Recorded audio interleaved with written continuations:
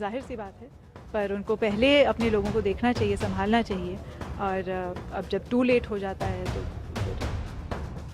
UP में पहला विधानसभा चुनाव 1951 में हुआ। कांग्रेस को तब 388 सीटें मिली। 2017 के चुनाव में कांग्रेस को यूपी में 7 सीटें मिली। इन्हीं दो आंकड़ों से पता चलता है कि उत्तर प्रदेश के चुनाव में कांग्रेस के लिए चुनौतियां कितनी ज्यादा हैं। इस चुनौती को पार पाने के लिए कांग्रेस की महासचिव प्रियंका गांधी यूपीकरण में खूब जोर लगा रही। राजनीतिक जमीन तलाश रही कांग्रेस चुनाव से पहले खूब जी तोड़ मेहनत कर रही है। जिम्मेदारी प्रियंका गांधी के कंधों पर है और किसी पार्टी के साथ यूपी में कांग्रेस का गठबंधन नहीं। एकला चलो की नीति पर प्रियंका गांधी ने 22 का दंगल तैयार किया है।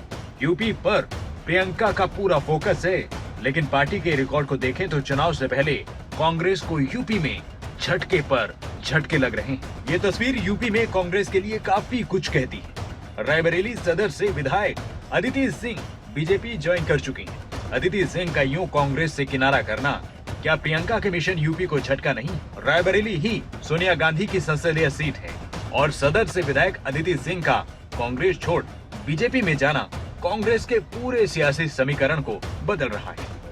नहीं, अब अगेन निरंतर मैंने मीडिया फोरम पे यही बोला है, फिर से मैं अपने आप को दोहराऊंगी कि वाकई अगर उनका लक्ष्य है महिलाओं को बढ़ाना, और ये जो फ्रीबीज जो वो गिनाती घूम रही हैं कि हम लैपटॉप देंगे या स्मार्टफोन्स देंगे या स्कूटी वगैरह देंगे या साइकिल देंगे, जो भी, ये सबसे पहले जहां वो ऑलरेडी सत्ता में है वहां से क्यों नहीं चालू कर रहे? जनता सब कुछ जानती है, जनता समझ रही है कि आपको वाकई अगर आप गंभीर होते इन योजनाओं को लेके, इन अनाउंसमेंट्स को लेके, तो आप पंजाब में करें, आप छत्तीसगढ़ में करें, आप राजस्थान में करें, जहां आप कर सकते हैं। एक तरफ प्रियंका गांधी यूपी के दंगल में पार्टी के लिए खूब पसीना बहा रही हैं, तो पार्टी के नेता लगातार कांग्रेस का हाथ छोड़ दूसरी पार्टियों का दामन थाम रहे हैं। पिछले 6 महीने के अंदर 10 बड़े कांग्रेस के नेता पार्टी छोड़ चुके हैं। इनमें 6 नेता समाजवादी पार्टी में, 2 बीजेपी में और 2 नेताओं ने टीएमसी का दामन थामा है। सवाल ये उठ रहा है कि आखिर कौन है कांग्रेस को कमजोर करने की कोशिश जो कर रहा है? कभी कंधे से कंधा मिलाकर खड़ी रहने वाली समाजवादी पार्टी और टीएमसी क्यों कांग्रेस के नेताओं को तोड़कर अपनी पार्टी में शामिल करा रहे हैं? क्या ये प्रियंका गांधी के मिशन यूपी को कमजोर करने की साजिश है? यूपी में कांग्रेस को बीते 6 महीने में जिन नेताओं ने झटका दिया है, उनमें यूपी में बड़ा चेहरा जितिन प्रसाद का नाम भी। राहुल गांधी के करीबी और मनमोहन सरकार में केंद्रीय राज्य मंत्री रहे जितिन प्रसाद ने सबसे पहले कांग्रेस छोड़ी। बीजेपी ज्वाइन करने के बाद जितिन प्रसाद अब यूपी में योगी सरकार में कैबिनेट मंत्री।